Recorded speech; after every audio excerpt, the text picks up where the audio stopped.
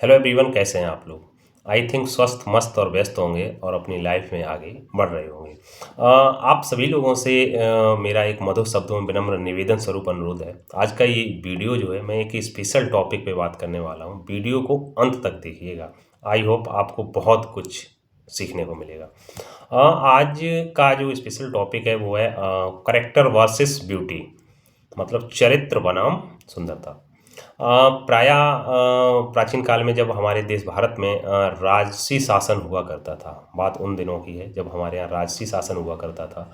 तो जो है राजाओं की रानियों के साथ साथ दासियां भी हुआ करती थीं, जो उनकी टेक केयर किया करती थीं।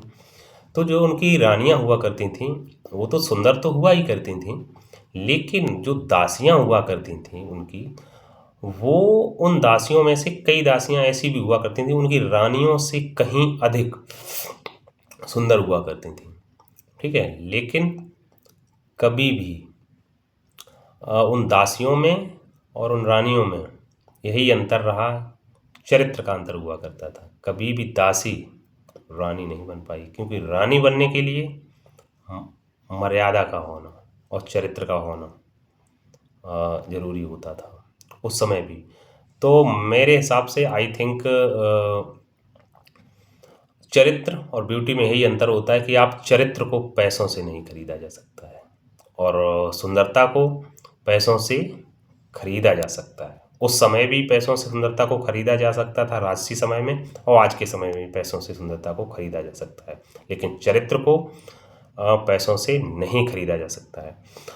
मैं तो हमारा सभी यंगस्टर भाई बहनों से यही मधुर शब्दों में एक विनम्र निवेदन स्वरूप अनुरोध है कि आप अपने चरित्र को उज्ज्वल बनाएं, चरित्र पर विशेष ध्यान दें।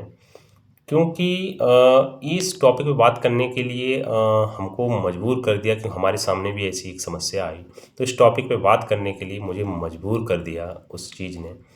और मैं यही कहूँगा कि रही बात आपके पर्टिकुलर करेक्टर पे, कोई भी आरोप प्रत्यारोप लगा सकता है, लेकिन आप अपने आप में सही रहिएगा, प्योर हार्टेड रहिएगा।